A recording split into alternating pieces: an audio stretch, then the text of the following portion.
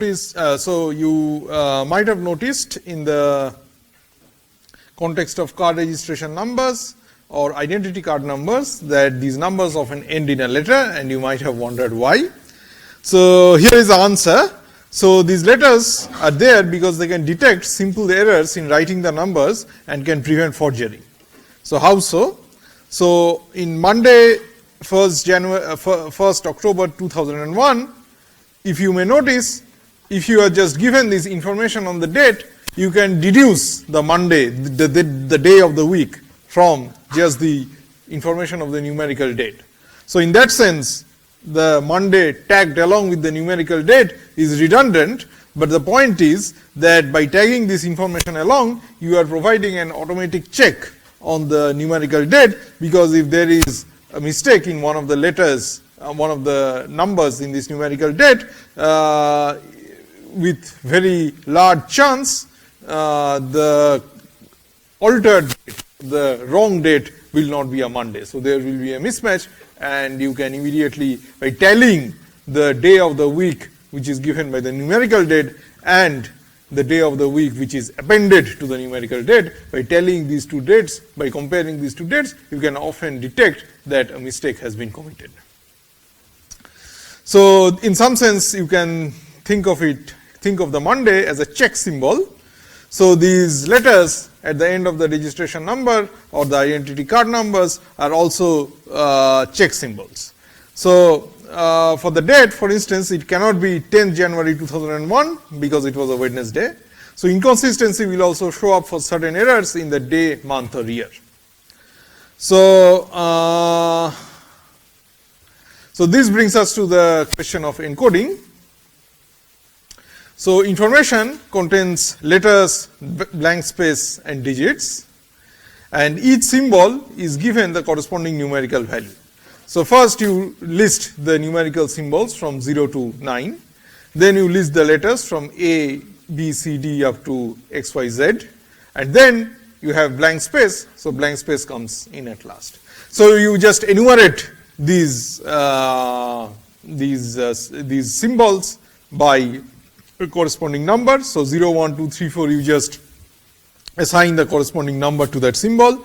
When it comes to the alphabets, you just list them in the sequence after the numerals, and therefore to each alphabet you just associate their position in this sequence, essentially. Okay. And finally, blank is at the end. So there are 9 numerals and 26 alphabets. So 9 plus 6 equal to 35. So by listing all the numerals and the alphabets, you reach up to 35, and then you append the blank space at the end, which is ranked 36. Okay. And often the blank space is denoted by the underscore.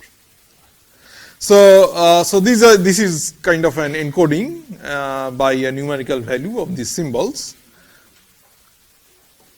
and then what you do is that then the natural question is that what are these numbers good for? How are they useful? So given the sequence of the word, so you form a word which is just a sequence of these symbols, some numerals, some alphabets, and maybe blank space in some order.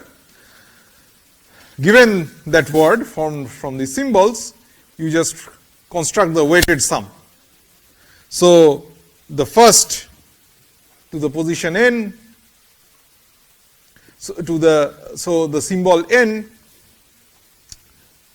it will have some numerical value which we denote by en, and it's a word of n letters, and you number them from right to left, okay, from 1, 2, 3, 4 up to n.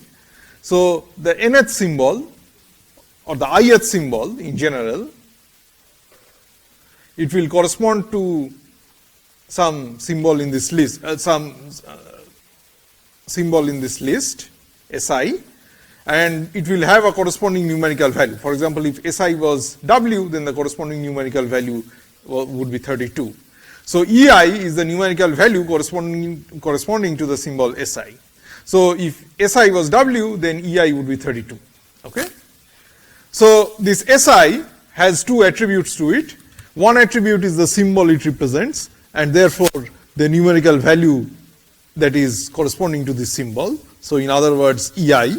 On the other hand, the other attribute which is associated with the symbol SI is that it occurs at the ith position from right to left. Okay? So you can represent this SI by a combination I comma EI. So I denotes the rank, the position from right to left in the word, and EI denotes just the numerical value corresponding to this symbol. So for instance, if the third symbol from the right was W, so maybe it was 0, A, W, B, blank, and then C, 9. So if this word is like this, then the third symbol from the right is W, and it is associated with the numerical value 32. Okay? So what you do is that you combine this 3 and 32, or in general this I and EI, and take their product, and you sum these up over all the symbols in your word. Okay? So it is so each symbol appearing in this word has a numerical value associated with it. You take, what you do is that you take a weighted sum of this sequence. So you take a weighted sum of this sequence, so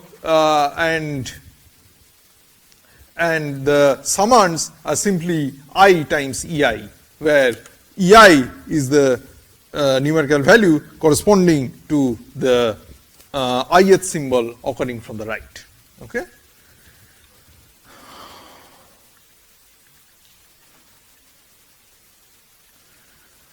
So here is so any questions? Is it clear?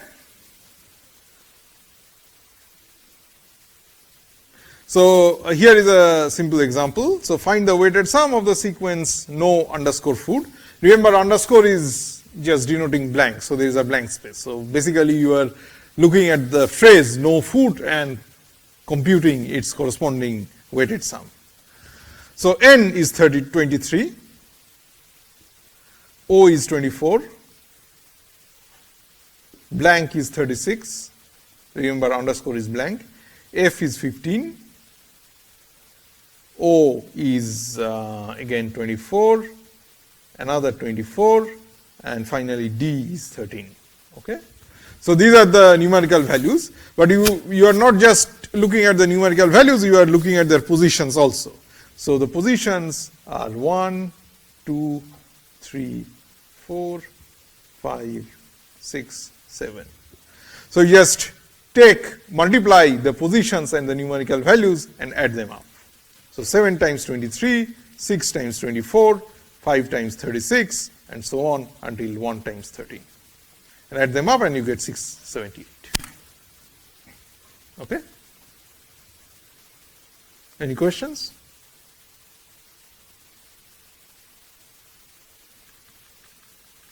Okay. So now that we have understood the concept of weighted sum, the natural question arises as to why should we at all? Why on earth we should consider the weighted sum? What is it good for? So here it is. Here we are going to take some steps towards answering that question. So the idea is that if you are going to have a word Sn minus 1 up to S2. So if you read from the right to the left, S2, S3 up to Sn, and n has to be less than or equal to 36. And remember, the 36 is no ordinary number, but 36 is the total number of symbols that we have. Okay? Because if the number of symbols is because if the number of letters in your word is too many, then of course it's going to be hard to detect it via simple tests or simple checks and balances. So in this, to illustrate the main concepts, in this module we are going to focus on words of limited size or words of limited length. In this case, we will just look at words of length less than equal to from 2 to 36. So the total length of this word is less than equal to 35. And since we are starting counting from 2, so remember this oddity, notice this oddity, we are starting counting from 2, we will go all the way up to n, whose maximum value is at most 36. Okay, so words of limited size. Then what we will do is that just like you did for the, just like you noticed for the card registration numbers or the identity card numbers, you will attach an extra letter at the very end if you read from the right, from the left to right, or at the very beginning if you are reading from the right to left. Okay. So in other words, you had S2 up to Sn, S2, S3, S4 up to Sn here, which is given to you, and what you are doing is that you are appending an S1. Okay. How would you append that S1? Okay, and of course our goal throughout is to find ways in order to make sure that we can check for errors and if possible correct them. Okay, so that's the broad goal. So with that goal in mind, we are appending S1 essentially to this word and considering an enhanced word. So now the word, the augmented word is truly of length at most 36, and you can combine and you can compute the combined weighted sum of this combined or augmented word. Okay, because for any word you can compute the weighted sum.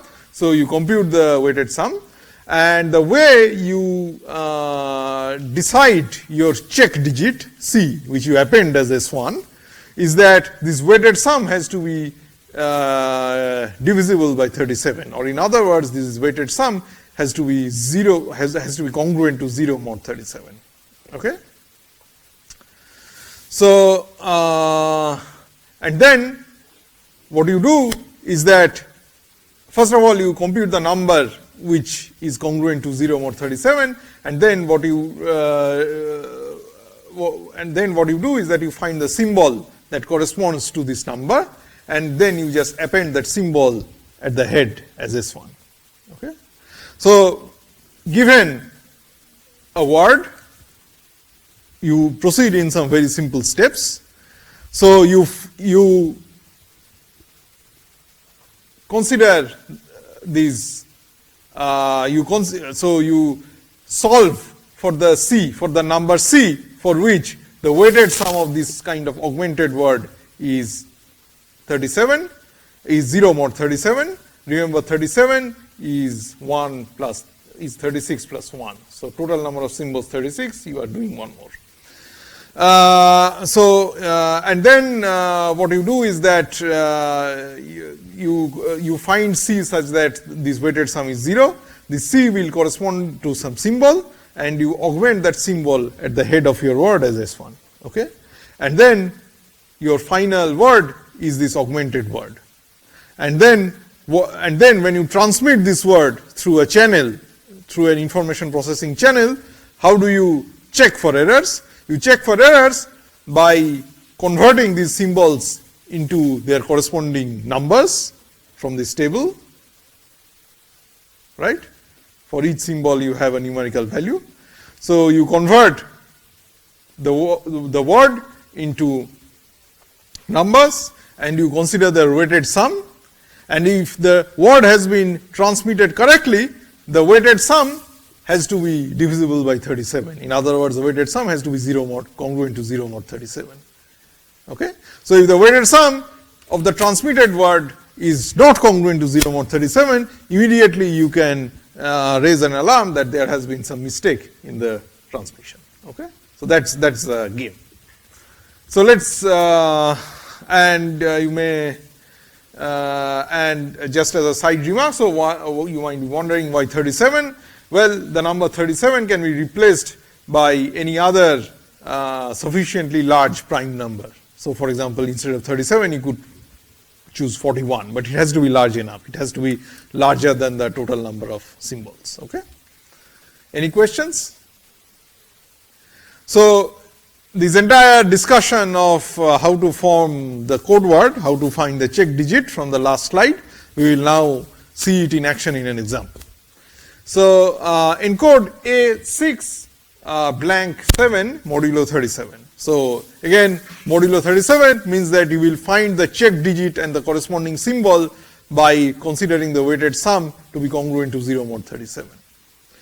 So first of all, let us find the numerical values corresponding to the symbols here. A is 10, 6 is just 6, blank is 36, and 7 is just 7. Okay. So this is these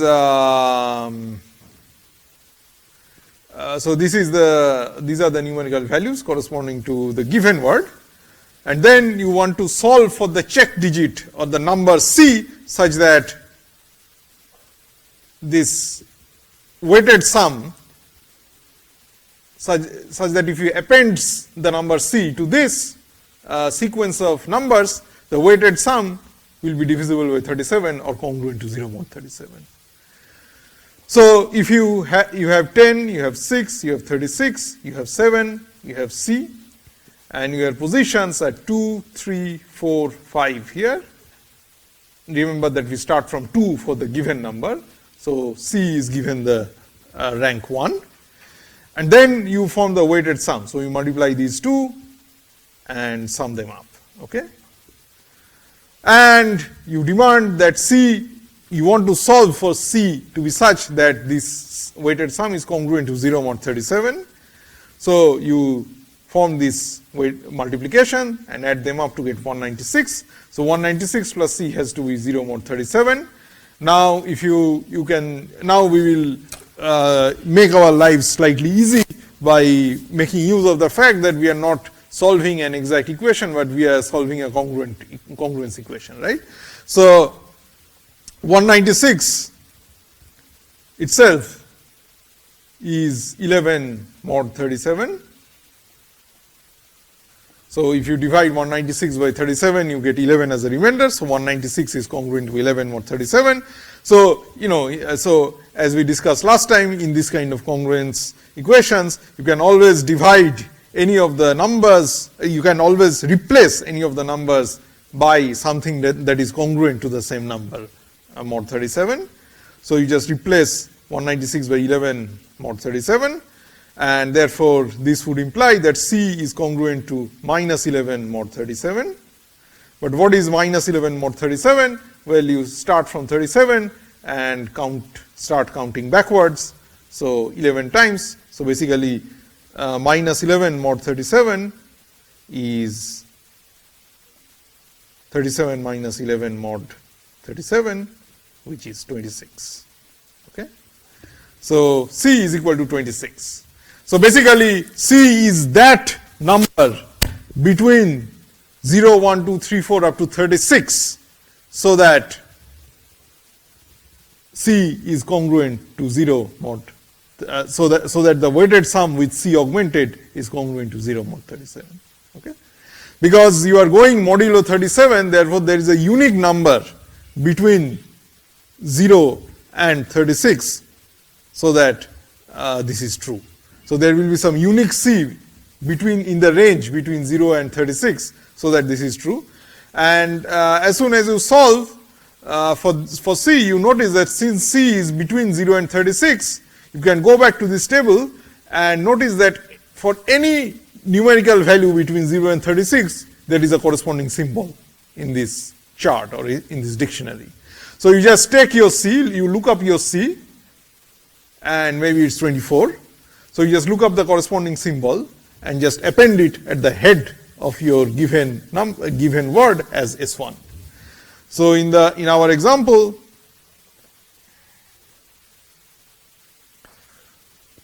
C was 26. So let's go back to the chart and notice that corresponding to the numerical value of 26, the symbol is Q. So Q is our check symbol, and you append it at the head of your given word when you read from right to left, or at the end of your given word if you are reading from from left to right like usual. Okay, so this is why there is often this kind of a strange letter at the end of registration numbers or identity card numbers. Okay. Any questions?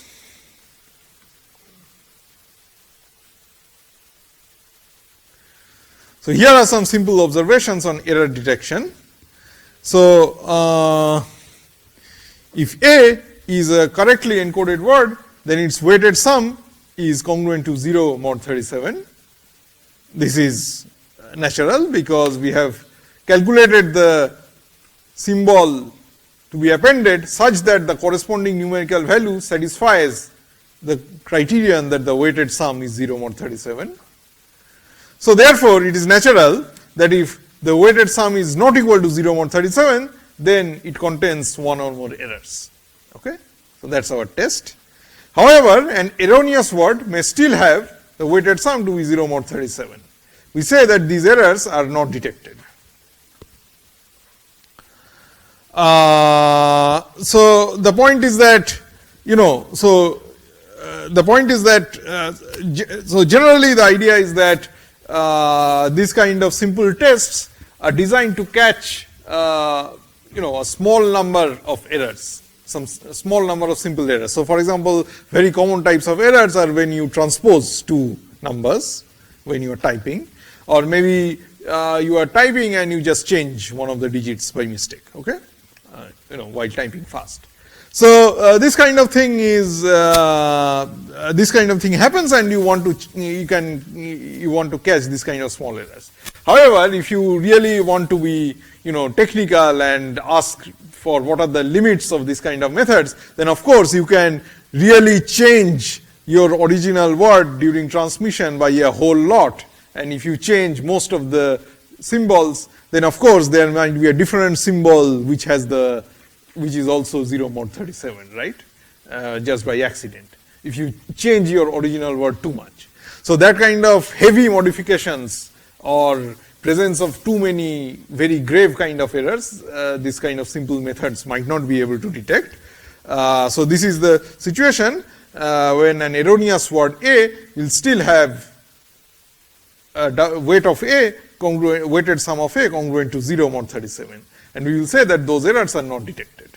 But we will see that for very common or important kinds of errors which happen very often during transmission in practical life, those errors can be detected by this scheme. So that's why they are important. So for example, suppose that the encoded word is A6_7Q and it is received as C6_7Q. So A has been transmitted, it has been wrongly transmitted as C. So just one letter, one symbol changed. Then the error is detected because if you take the weighted sum of this, remember, and you can calculate the weighted sum by looking up the table. So C was 12, for example, and A was 10. So here it was 5 times 10 for this letter, for this original word. So instead you have 5 times 12 here because A has been changed to C. And you will see that this is not congruent to 0 mod 37. So there is a mistake because a correctly transmitted word must be 0 mod 37, must have its weighted sum congruent to 0 mod 37. Okay. Any questions? Okay. So what are the advantages of encoding modulo 37? So here is the argument as to the why or the how of this method. So if you are doing weighted sum encoding modulo 37, and if a single error occurs like this one, then it can be detected always. So what this is saying, what this theorem is saying, that this example that A6_7Q has been changed as C6_7Q, and this error is detected by weighted sum modulo 37, is not an isolated case or an isolated is not an isolated example, but it is representative of the general situation, and any such errors in transmitting a single symbol can always be detected by weighted sum encoding modulo 37. So that's the goal. So that's the general result, and you can immediately see that why weighted sum modulo 37 is a good thing to do or a good idea to do, because it always enables you to catch this very common kind of typing error, which is just accidentally changing one digit. And you can ask, this question might naturally occur in your mind as to why are we so protective against error in one digit, right? The explanation is that you can think of it in terms of a probabilistic model, okay? So you are typing, and you are a good typer, so the chance of making an error is pretty small. So every letter you type, you have a very tiny possibility of making an error. Now if you are typing a word, it's already pretty rare that you will make an error, and it's doubly rarer that you will make two errors at the same time. So it has a parallels with the common saying that lightning doesn't strike twice.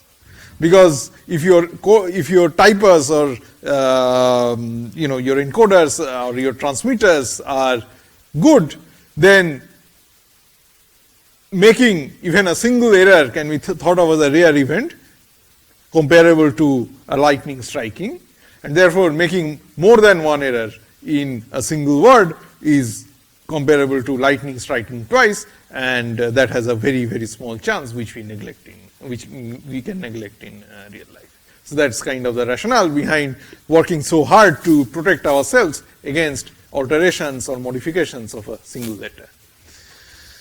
So excuse me. So suppose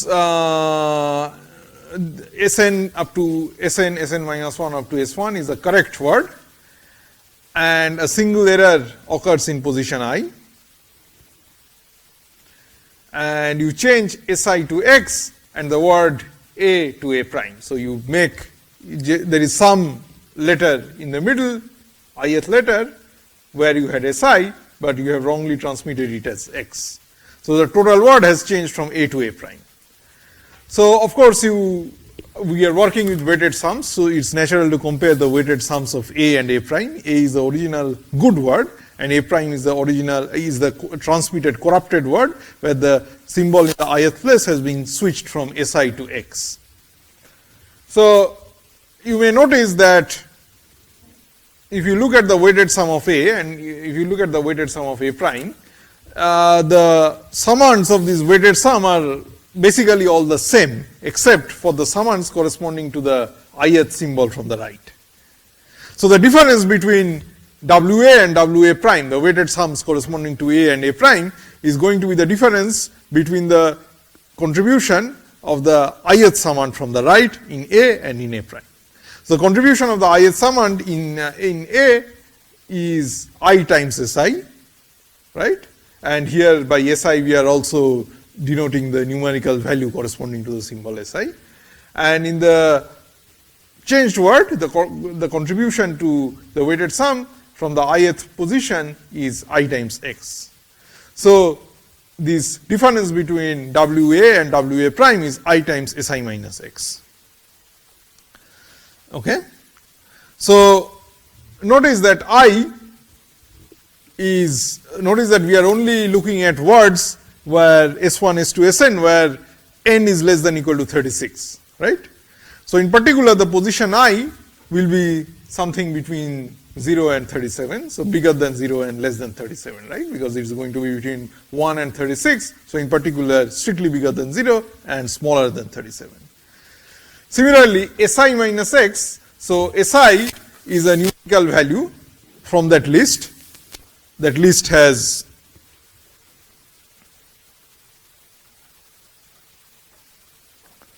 That list has 0 up to 37, 0 up to 36, and X is also a value from this list. So both Si and X are numbers between 0 and 36. So if you take the difference between Si minus x and just take its absolute value, this is going to be between, also between 0 and 36, right? Because you are just subtracting two numbers between 0 and 36 and taking that absolute value. And notice that Si minus x has to be strictly bigger than 0. So of course, since Si minus x mod is between 0 and 36, therefore it will be strictly smaller than 37. But it's also, under the given setup of the problem, it's also bigger, strictly bigger than 0. Why? Because Si has been changed to x. So x is different from Si. So Si minus x cannot be 0. If equality has to be there in this case, in this position, then Si has to be equal to x in that list, which would mean that the symbol has been transmitted correctly. But the symbol has been transmitted mistakenly, so Si is different from x, so this is actually a strict inequality. Okay? So this means that if you have I times Si minus x, where I and Si minus x are both numbers strictly between 0 and 37. But 37 is a prime number. So if there are two numbers P and Q, so if there are two numbers A and B, and a prime number P divides A times B, then of course P must divide either A or it must divide B. But both A and B in this case are smaller than the prime, so it cannot divide A or B, right? So so the prime 37 cannot divide I times Si minus x, therefore I times minus x cannot be 0 mod 37. Therefore, the weighted sum, the difference between the weighted sums of A and A prime cannot be congruent to 0 mod 37, but A is the good word, A is the correct word, so WA is congruent to 0 mod 37. That's why it is a good word, right? That's how it has been set up. So WA is congruent to 0 mod 37, therefore WA prime, the weighted sum corresponding to A prime, must be not congruent to 0 mod 37. Okay? So, and our mechanism of detecting error is precisely to compute the weighted sum and checking if it is 0 mod, if it is not 0 mod 37. So if it is not 0 mod 37, we declare that it is an error, and this theorem just tells you that if you make a single error in any of the symbols, then your weighted sum is never going to be 0 mod 37 for the altered or mistakenly transmitted word. So a single error you are always going to detect by this mechanism. Any questions? And notice that this is why we needed a prime number P, and this is why the number 37 can be replaced by any other large enough prime number P, because essentially you need this sort of thing, that if you have two numbers which are between 1 and 36 essentially here, in this case between 0 and 37, then P has to be a bigger number, P has to be a prime that is bigger than 37, bigger than or equal to 37 in order for this argument to go through. And your constraint on the number that you are using, here you are using 37, is only for this argument to go through. As long as you choose any prime number that is large enough so that this argument goes through, you will be able to use that prime instead of 37. But 37 is nice because it is right next to 36, which is the total number of symbols that we are using. Okay, any questions? Okay. So let us now discuss a bit about detecting transposition error. So suppose an encoded word is WXYZ, where X is not equal to Y and Z is a check symbol. Now if the received word is WYXZ, so notice that basically X and Y were different and you have switched X and Y. So this is also another common error which happens during typing.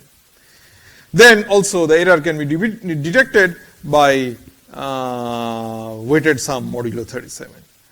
And again, now you know the yoga, so if the original word is A, the altered word is B, you compute their corresponding weights, WA and WB, and you take their difference, WA minus WB, that is y minus x, because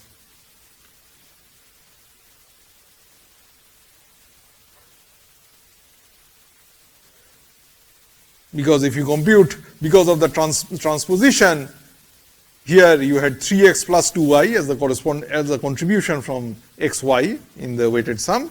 Here you have 3y plus 2x. So exactly x and y have changed places, or 3 and 2 have changed places. So when you take the difference, it's always going to be of this form, y minus x. But WA, being the original correct word, is congruent to 0 mod 37. That's how correct words have been set up with the check digit. So WB must be congruent to y minus x mod 37, but y minus x is not congruent to 0 mod 37 because because its absolute value is smaller than 37 on one hand and bigger than 0 on the other hand, because y is different from x. That's why you will make an error if you transpose them. So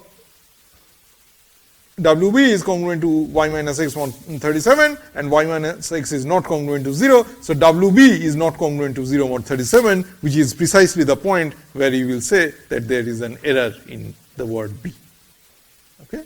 So from A, you took the original good word A, while transposing, you while transmitting this word, you made the accidental transpositional error between two adjacent but non-identical symbol x and y.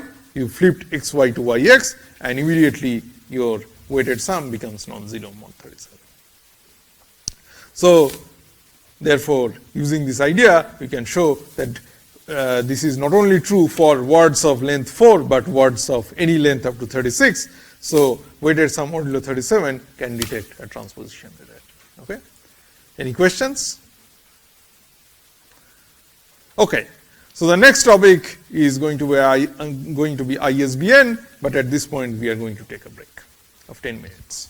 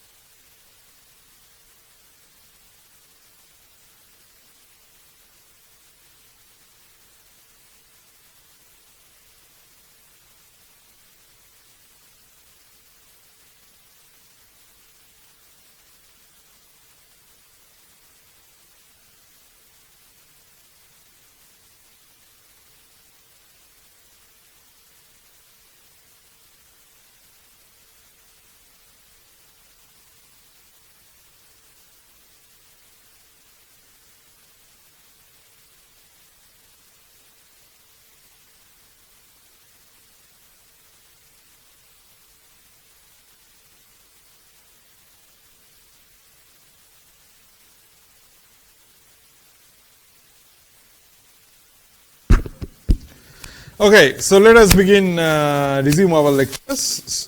So in the second half, we are going to discuss about ISBN. So book publishers use a special code number known as International Standard Book Number, or ISBN, for a book published. It's on the back cover of the book. So on the back cover of the book, you might have often seen a barcode with a long number, and usually these numbers are related to the ISBN. So the ISBN is 13 digits long if assigned on or after 1st January 2007, 10 digits long if assigned before 2007. So the principles would be similar in flavor, so we will just focus on 10 digit ISBN in this course for simplicity. So in ISBN, the digits are arranged in 4 groups, which are sometimes but not always separated by hyphens. So there is a geographical grouping, which is country.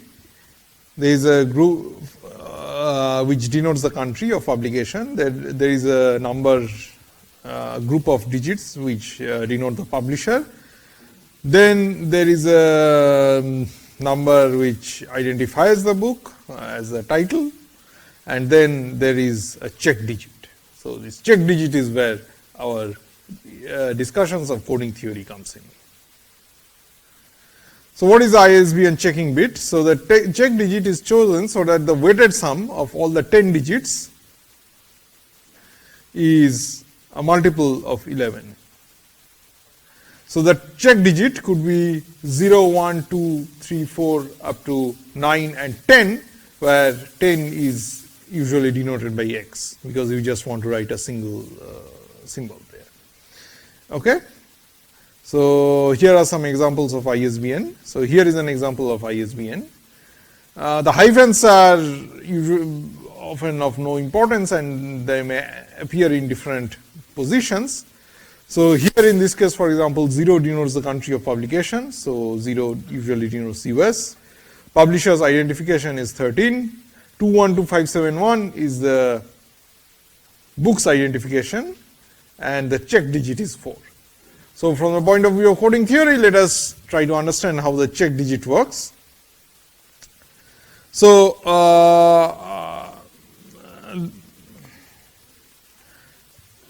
here is, we will understand how the check digit works using another example, and here is the next example. So we want to check that the number X 013152447X is a proper ISBN. So we need to show that the weighted sum is a multiple of 11. So X basically should be read as 10. So the weighted sum therefore is, so there are 10 digits here. So here are the numbers of the digits. So 1, 2, 3, 4, 5, 6, 7, 8, 9 and 10.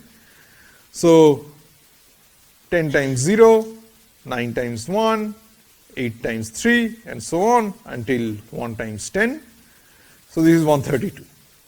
And 132, as we know, is divisible by 11, because if you divide 132 by 11, you get 12.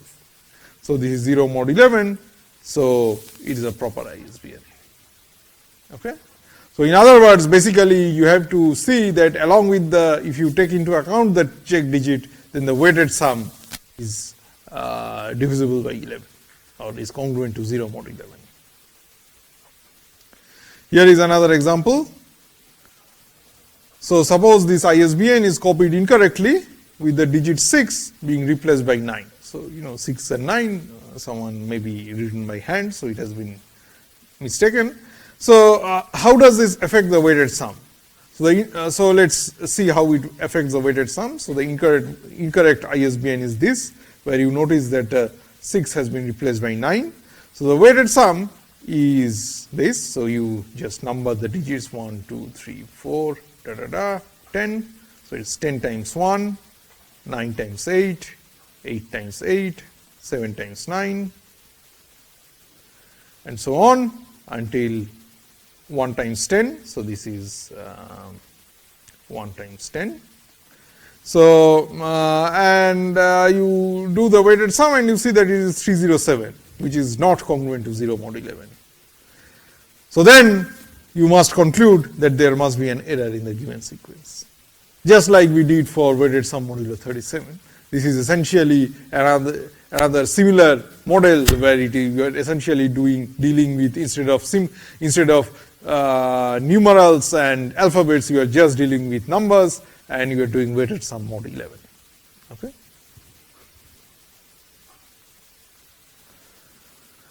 So weighted, so you might wonder why modulo 10, why modulo 11 and not modulo 10, and the basic reason is that 11 is a prime, but 10 is not a prime. So the kind of argument that we did where P divides A times B means that P either divides A or P divides B, that sort of argument cannot be done if P is not a prime. This kind of argument can be done only if P is a prime. So that's why it is important for the number against which you are taking mod to be 11, to be prime, and in this particular case 11. So here is a practical manifestation of the problems which can be caused when a non-prime number is used. So if 10 is used, then you might look at the origin, then this can create problems in while dealing with the system of weighted sums. So for example, if the original ISBN is 1-886-54445C, then the question is what is C? So you can, if you are doing modulo 10, then you will be able to find some value of C. Now, suppose the first digit of the ISBN is copied wrongly and it is changed from 1 to 5, and the rest are copied correctly. And you will be able to see that with this particular ISBN, with the right value of C, the weighted sum does not, the weighted sum of the erroneous transmitted word where 1 is replaced by 5 is also 0 mod 10. So if you had done this same weighted sum business mod 10, then even if you created a good ISBN for this original word with the correct check digit C mod 10, even then a simple error of transmission, you had accidentally replaced 1 by 5, will still have the weighted sum of the erroneous word to be also 0 mod 10. Okay? So this is the kind of that can be caused by taking modulo with respect to a number that is not prime, and basically the reason is going to point to this kind of a thing where you want things like P divides A times B must imply that P divides either A or B, and this kind of a thing can become complicated if your P is not a prime. Okay? If P is a prime, then this is always true. Any questions?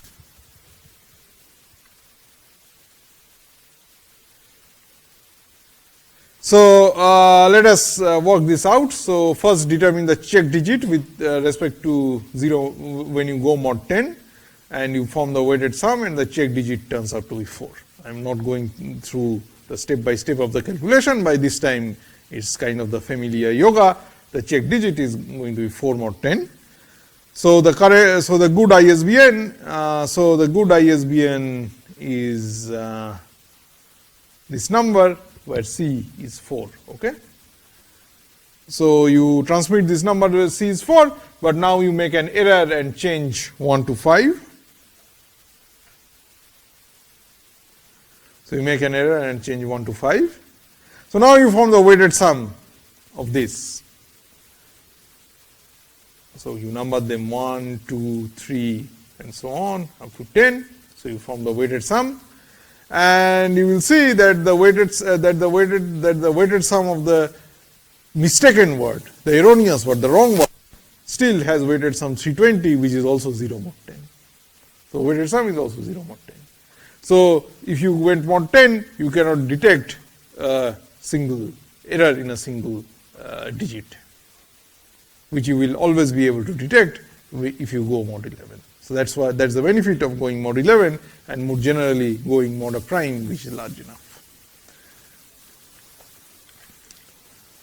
Any questions? Okay. So here are some properties of ISBN. The two most common errors in handling an ISBN, example typing or writing it, are single altered digit or the transposition of adjacent digits. So just like we discussed in the case of numbers and alphabets. Okay, and the ISBN can detect both these errors. And the reason the ISBN modulo 11 can detect both these errors is similar to the method of encoding with weighted sum modulo 37. Okay, so this is essentially a version of that same model with weighted sum modulo 11. So this kind of thing, ISBN can detect errors when you alter a single digit or transpose accidentally two adjacent digits.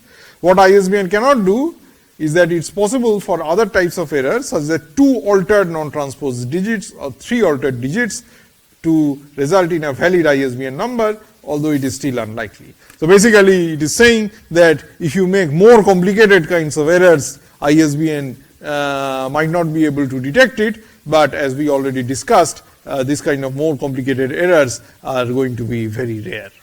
Okay? Any questions?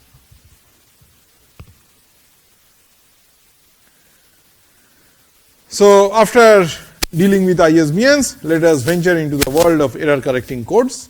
So earlier we have seen that check digits can be used to detect errors.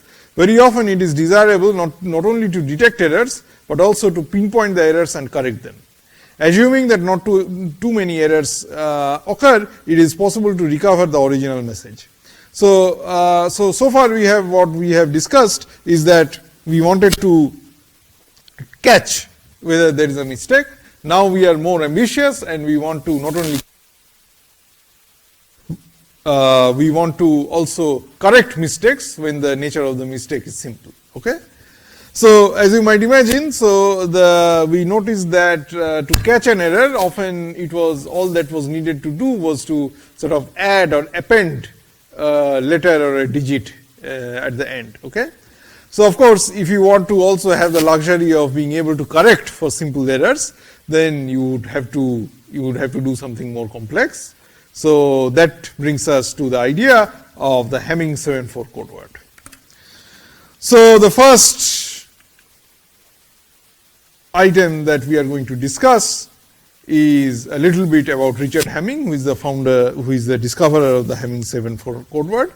So Richard Hamming, 1915 to 1998, was an American mathematician, and his famous code, Hamming code, named after him, was discovered in 1948 when he was a research scientist at Bell Labs. Bell Labs in those days was the place to be for research, and Richard Hamming was there as he made many discoveries in applied mathematics.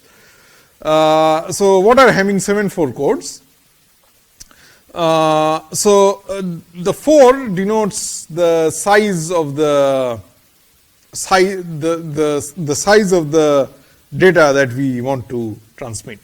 So basically, so far we have been thinking of ISBNs, which are codes for books, or combinations of letters and alphabets, which are essentially numbers, the kind of numbers that show up in registration numbers or identity cards. For Hamming 7-4 codes, it might be a good idea to change our point of view slightly and think of it in terms of computer science. So in computer science, what people do is that they encode numbers in binary, right?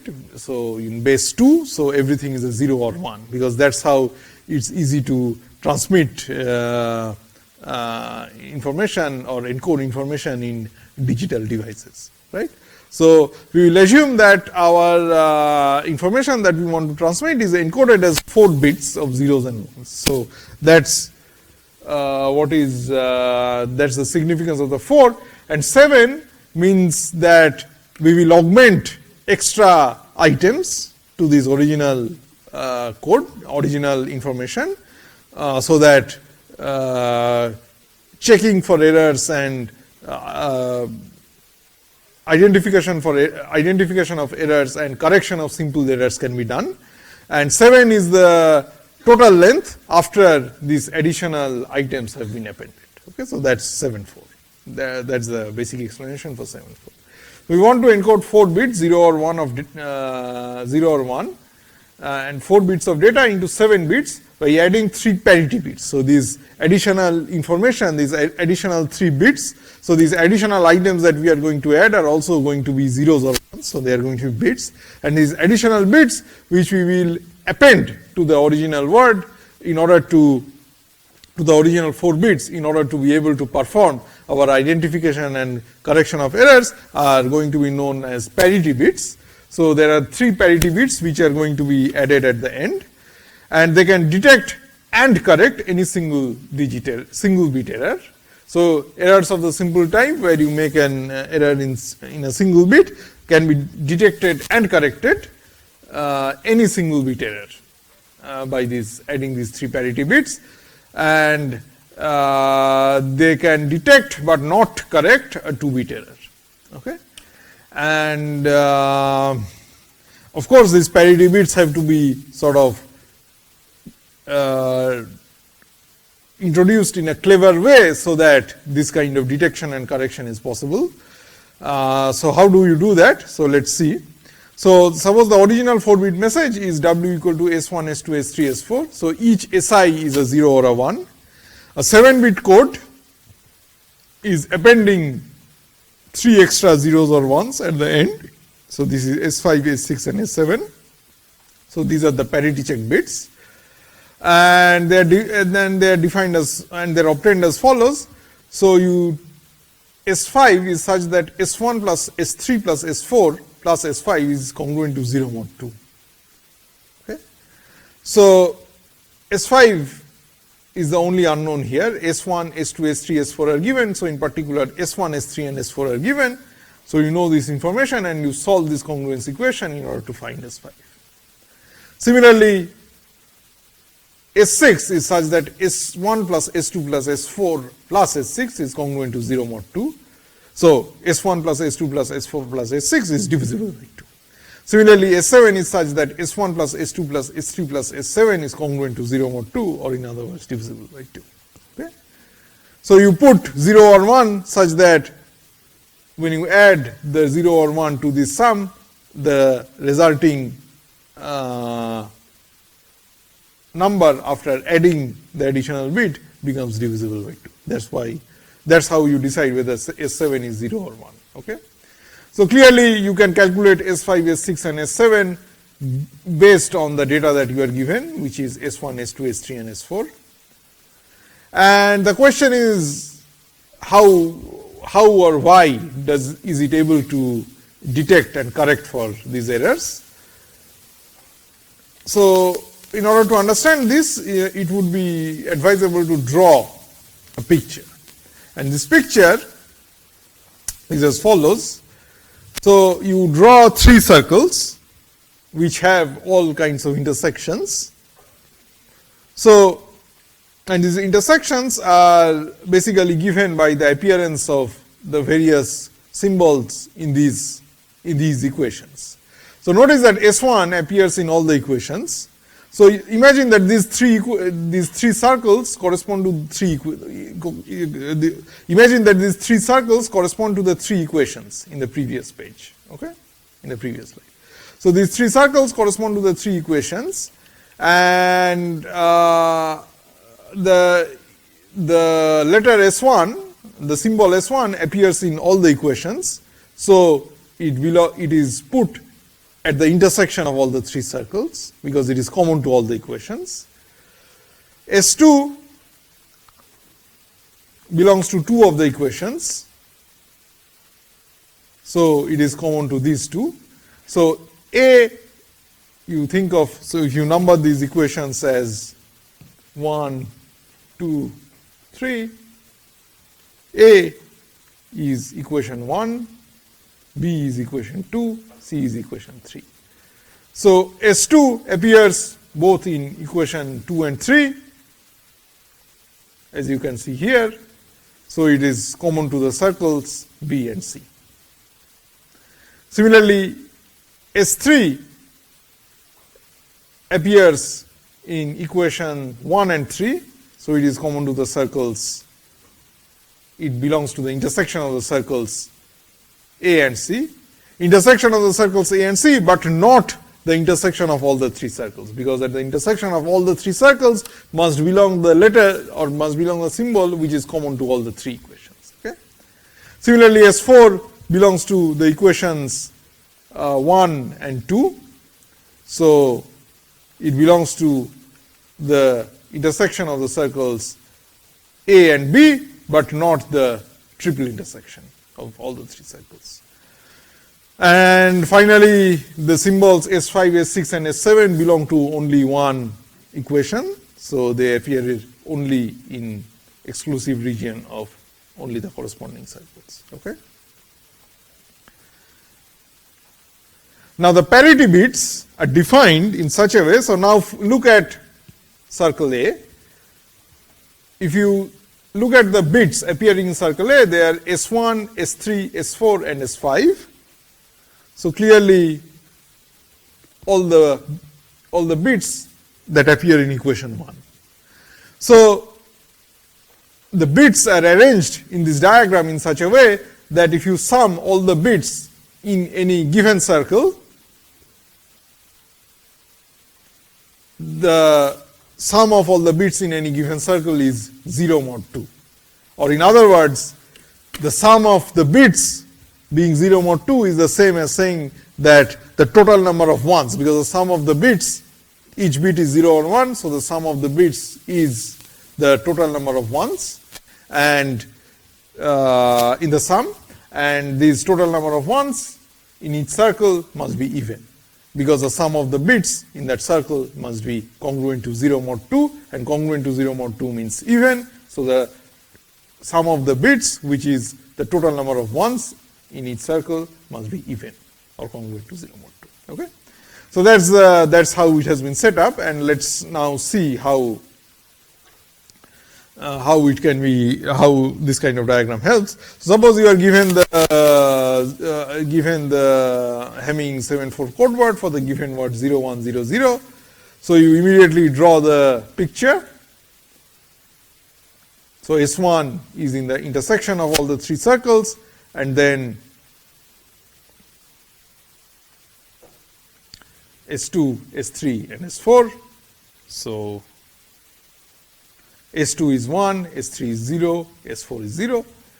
And now you just calculate the other bits, calculate the parity check bits by just summing the bits here and choosing the parity check bit in this circle, so that the total number of ones is even, or the sum of the bits in this circle is congruent to 0 mod 2. And then the bit appearing here is S6, here it is S5, here it is S7. So this is S5, S6 and S7.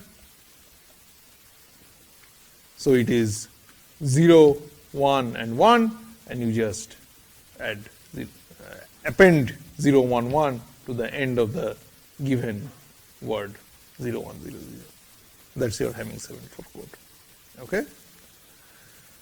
Okay. So this is all about Hamming 7-4 codes. So any questions? Okay. So if there are no questions, then we will stop at this point today. And next lecture we will complete Hamming 7-4 codes and then move on to the next topic, which is voting.